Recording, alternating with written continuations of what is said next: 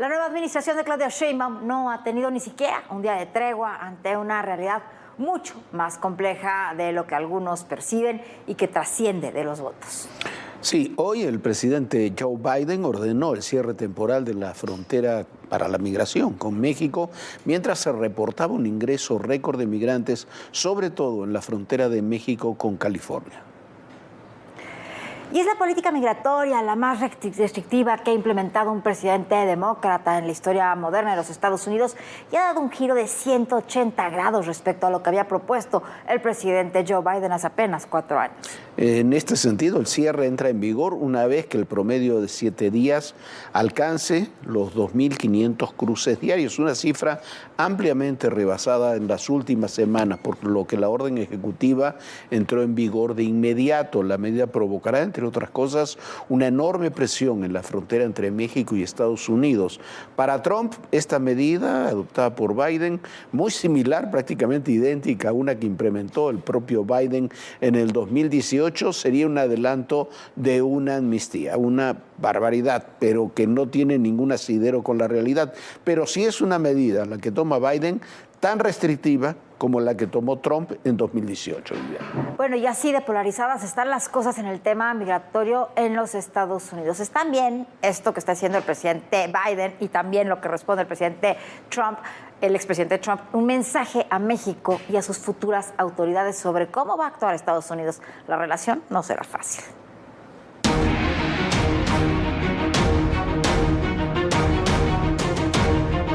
Ojalá pues ponga su mano en su corazón y revoque lo que tiene pensado en cerrar las fronteras.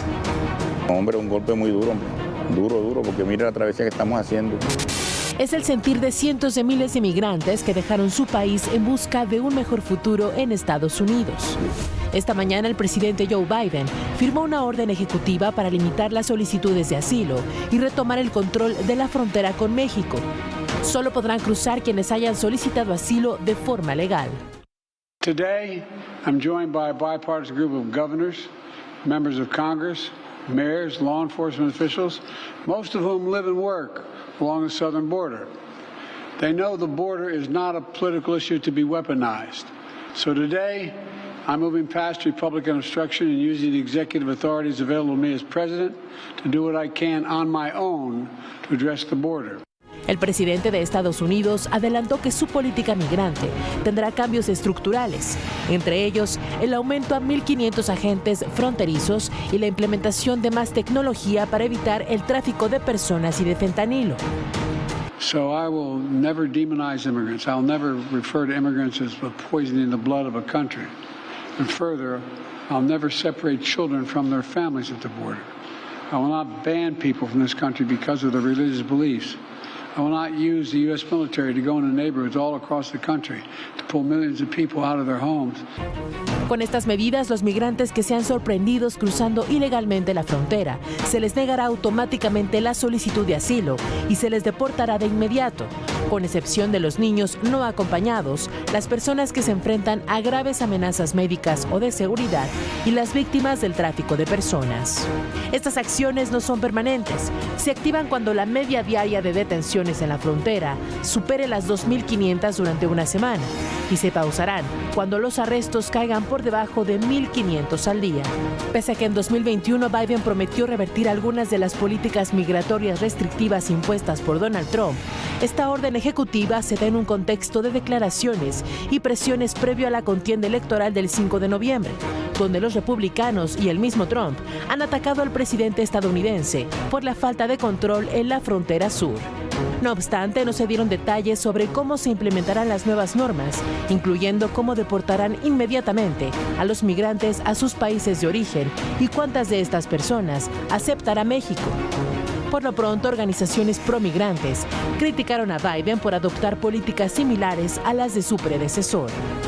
What our community needs is pathway to citizenship. We need an immigration reform, and we are against any legislation that criminalizes our people and that tears families apart. Hace unos días se informó que durante este año fiscal, las detenciones de migrantes en la frontera San Diego-Tijuana llegaron a su punto más alto en los últimos 20 años, al registrar más de 250,000 arrestos. Luego del anuncio de Biden, el mandatario estadounidense se comunicó con el presidente López Obrador para felicitarlo por las elecciones del domingo, las que describió como libres y justas. En un comunicado emitido por la Casa Blanca, se informó que en la llamada, Biden agradeció al presidente mexicano por la sociedad fuerte y constructiva que han forjado para fortalecer la cooperación económica bilateral, el manejo de la migración y la frontera compartida. No obstante, no detalla si hablaron de la orden ejecutiva que entra en vigor este 5 de junio. Bueno, es la tradicional política de la zanahoria y el garrote. Felicito a México por las medidas que ha tomado, por las elecciones, pero al mismo tiempo te explico por qué tengo que cerrar la frontera en una medida que nos va a crear a nosotros muchísimos problemas. Se entiende porque es parte de la política interior de la Unión Americana, pero que esto nos va a crear problemas graves, una presión enorme en la frontera, es indudable. Y tampoco tenemos una buena respuesta. Hoy el presidente exhibió en la mañanera los 10 puntos que demanda Estados Unidos en el tema migratorio. Véanlos, ahí están.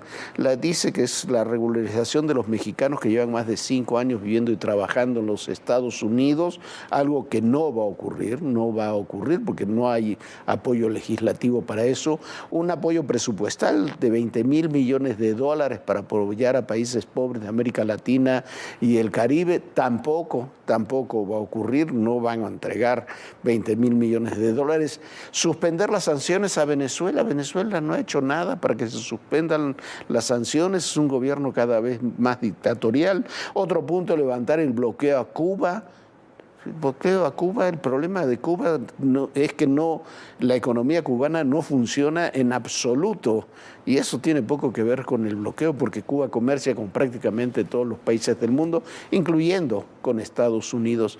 Ampliar, dice el quinto punto, vías regulares de movilidad laboral, expandir programas, visas legales de trabajo para mexicanos y mexicanas con un mucho mayor aumento, no optar por construir muros ni cerrar la frontera, que es lo que ocurrió hoy, porque no soluciona, dice el presidente, los problemas, combatir el narcotráfico y el consumo de drogas químicas como el fentanilo, que provoca 100,000 muertes al año en los Estados Unidos, regular la venta y exportación de armas, elaborar un plan de desarrollo conjunto para impulsar la industrialización y el comercio, para continuar fortaleciendo América del Norte, y reafirmar el compromiso de mantener relaciones de cooperación, amistad.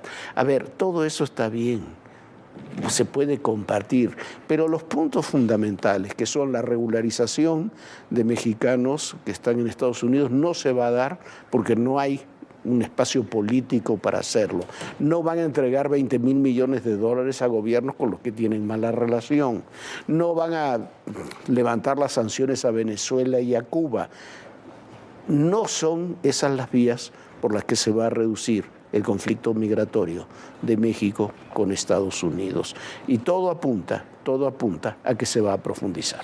Sí, Jorge, pero este mensaje que ha hecho el presidente Biden se relaciona también con muchos otros movimientos que pueden afectar a México. Por ejemplo, el dólar tuvo un aumento en su cotización respecto al peso y la Bolsa Mexicana de Valores registró una caída importante ayer.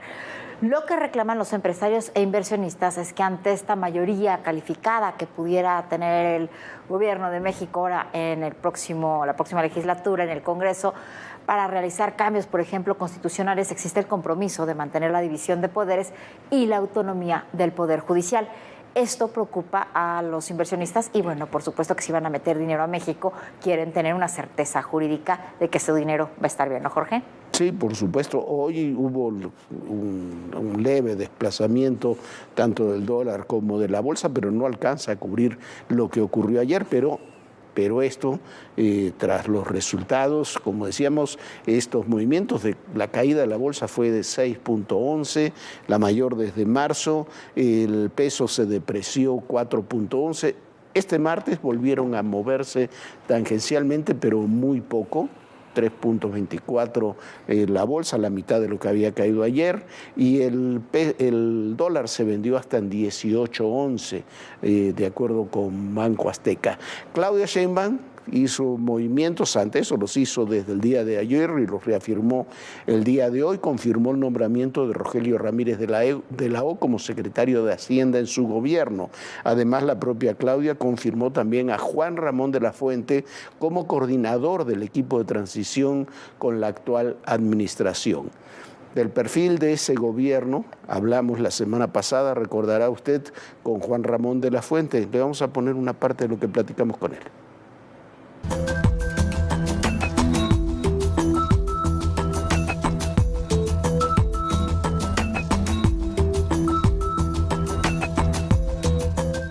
Hablando de la construcción de puentes, una de las consecuencias, deseadas o indeseadas, no importa, de esta administración ha sido la polarización, una polarización radical, creo yo, del país. El país está muy dividido. Y están muy divididos incluso los poderes, ¿no? El poder ejecutivo con el poder judicial, dentro del poder legislativo. La última legislatura fue muy poco productiva precisamente por el enfrentamiento interno. Parte de tu labor, doctor, ha sido reunirte con todo mundo. ¿Se pueden construir esos puentes internos? Porque está muy bien construir puentes externos, pero ¿se pueden construir puentes internos también para que el país sea? No podemos tener una década más de polarización política. A ver, Jorge, algo que me ha dejado estos más de 300 diálogos como lección es que sí se puede. En medio de una campaña política que naturalmente tiende a polarizar y de todo lo que estamos viviendo, pues hemos podido seguir dialogando con muchos grupos y hemos construido espacios respetuosos de convivencia donde tenemos puntos de vista muy diferentes, pero nos hemos podido escuchar e inclusive hemos podido modificar muchas de nuestras perspectivas con base en esos diálogos y en esas visiones que no estaban necesariamente contempladas desde un principio. Entonces, sí se puede, será otro reto que no hay que minimizar, pero yo creo que estos diálogos nos han mostrado que el camino existe y es cosa de tener la voluntad de transitarlos. Y en una democracia, pues el planteamiento es muy claro, los anglosajones lo tienen muy bien definido. Una democracia es aquella en la que mandan las mayorías, pero las minorías tienen derechos. Bueno, se tiene que gobernar para todos. Y entonces, pues claro, necesitamos, porque creo que vamos a ganar, creo que tendremos mayoría, pero por supuesto vamos a respetar los derechos de las minorías.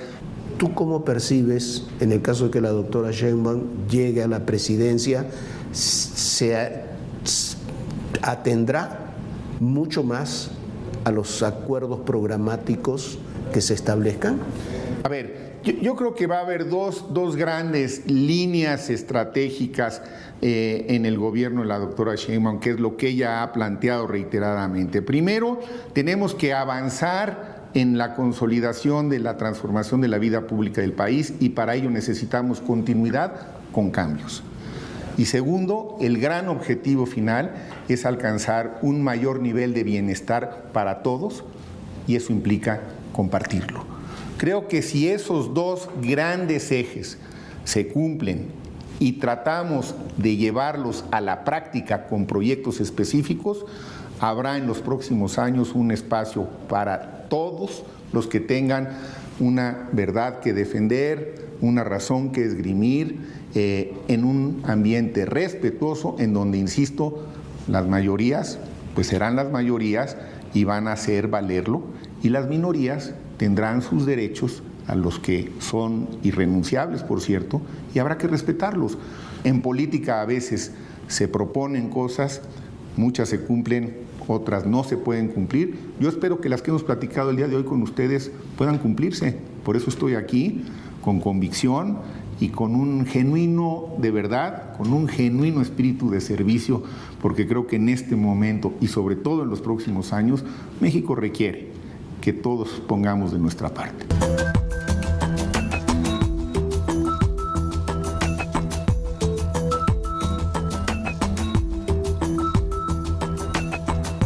Bueno, dos buenas decisiones: confirmar a Ramírez de la O en la Secretaría de Hacienda, el equipo económico en la Secretaría de Hacienda, y por otra parte poner en el proceso de transición, de transferencia de una administración a la otra, Juan Ramón de la Fuente. Muchos pensábamos que muy probablemente el destino de Juan Ramón de la Fuente estaría en la Cancillería, pero quizás también con este tipo de decisiones puede estar en otras posiciones políticas, la Secretaría de Gobernación, una oficina de coordinación de la Presidencia. Faltan todavía muchos movimientos, falta por ejemplo lo de Omar García Harfuch, que tendrá una suerte de supersecretaría de seguridad, ya va a ver usted, una vez que le entreguen el domingo la constancia de mayoría ahí en el Senado. Y falta ver qué hace la oposición ha anunciado que va a impugnar la elección, que va a pedir, ya en línea anunció que se va a revisar voto por voto el 60% de las casillas. La oposición pide que eso se aumente hasta un 80% y me parece muy bien. Hay que revisar voto por voto. Se han mostrado algunas pruebas de que hay actas que han sido manipuladas y demás. Entonces que se revise voto por voto y que haya finalmente transparencia en los resultados electorales. Pueden variar un poco, mucho, no lo sé. No creo que varíen demasiado, pero sí es muy importante, por ejemplo, en el ámbito del Congreso. Pero qué bueno que se impugne, qué bueno que se haga la revisión voto por voto. Lo que no puede pasar es que, como hizo en el 2006 el presidente López Obrador, se hiciera la revisión voto por voto del 60% de las casillas y después no se aceptará el resultado. Eso es lo que tiene que ocurrir ahora. Tienen que revisarse las impugnaciones, se las tiene que tomar en cuenta y se tiene que hacer una revisión de todas las casillas donde se tengan dudas. Y así tendremos claridad sobre lo que terminó de pasar el domingo y cómo va a estar planteado el futuro. Del que somos el primer país exportador. ¿Renunció por qué? Porque no estaba de acuerdo. La magnitud que ha tenido el narcotráfico mexicano. Las confrontaciones, las reacciones.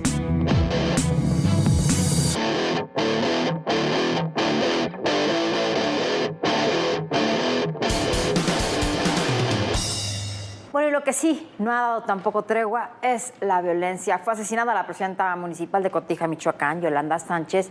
Yolanda había sido ya secuestrada por el cártel Jalisco Nueva Generación en septiembre pasado.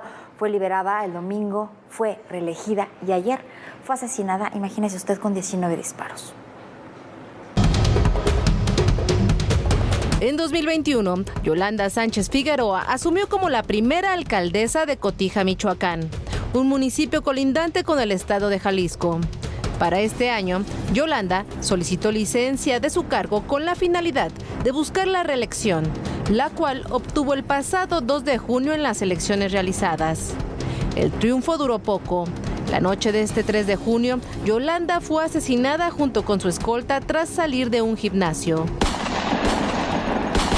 Fueron emboscados por los ocupantes de una camioneta blanca que dispararon armas de fuego desde un vehículo en movimiento, mientras las víctimas caminaban sobre la calle Juárez del centro de Cotija. Los atacantes lograron huir del lugar, dejando a Sánchez Figueroa y a Jesús, su escolta, gravemente heridos. Ambos fueron trasladados a un hospital en Los Reyes, donde murieron mientras recibían atención médica. Yolanda recibió al menos 19 disparos y ahora dejó 3 hijos huérfanos. Los cuerpos de la alcaldesa y de su escolta fueron trasladados a Uruapan para realizar la autopsia y seguir con las investigaciones. En los próximos días serán regresados a Cotija para un homenaje en el Palacio Municipal. El ataque de este lunes contra la alcaldesa no fue el primero en su contra. El 22 de septiembre de 2023, Yolanda fue privada de la libertad por 3 días. Fue interceptada cuando se encontraba en Zapopan, Jalisco, y fue obligada a bajar de un taxi en el que viajaba con 2 empleadas, las cuales fueron liberadas el domingo. Y 2 días después, la alcaldesa fue abandonada en un camino entre los límites de Jalisco y Michoacán. Para evitar que de nuevo fuera interceptada, decidió subirse a un autobús que provenía de Mazamitla con dirección a Zamora, Michoacán. En ese momento, tras la liberación, agradeció los esfuerzos para ser localizada. Gracias por ese amor brindado, de verdad que es muchísimo, que nunca antes me había sentido tan querida por ustedes. Y termino con esta frase: aquí en mi pueblo somos más los buenos. La investigación llevó a la detención de 3 hombres identificados como Raúl, Adrián y Miguel Ángel. Los acusaron de desaparición agravada cometida por particulares. Con toda la información que recaba el Ministerio Público, considera que tiene datos de pruebas suficientes, solicita al juez de control y oralidad la solicitud de la orden de aprehensión. Esta le es concedida porque también el juez considera que hay datos de prueba técnicos suficientes para comprobar la posible participación de estas 3 personas en el hecho. 5 meses antes, en abril de ese 2023, un comando ingresó a la cabecera municipal de Cotija, asesinó a 2 personas y advirtió que el cártel Jalisco Nueva Generación tomaría el control de la seguridad. Cotija es un municipio disputado por grupos criminales para el trasiego de drogas, armas y la extorsión. De acuerdo con reportes, el cártel Jalisco mantiene enfrentamientos con un grupo local denominado La Resistencia.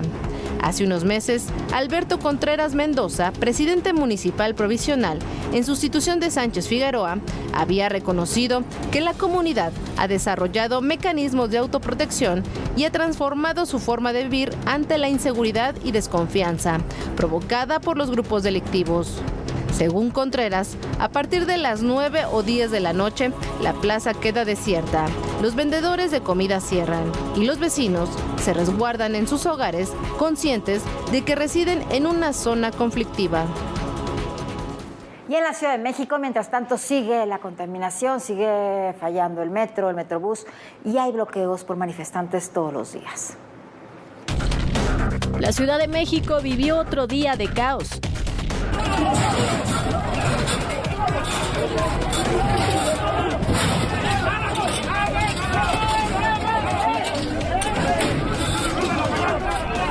Bloqueos, protestas, manifestaciones y riñas marcaron este martes 4 de junio.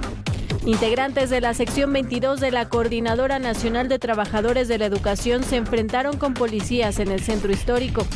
Los maestros que mantienen un plantón en la Plaza de la Constitución intentaron retirar las vallas que bloquean la calle Corregidora como protesta por la agresión que sufrieron sus compañeros que bloqueaban el Aeropuerto Internacional de Oaxaca. Lanzaron palos, piedras y botellas contra los policías.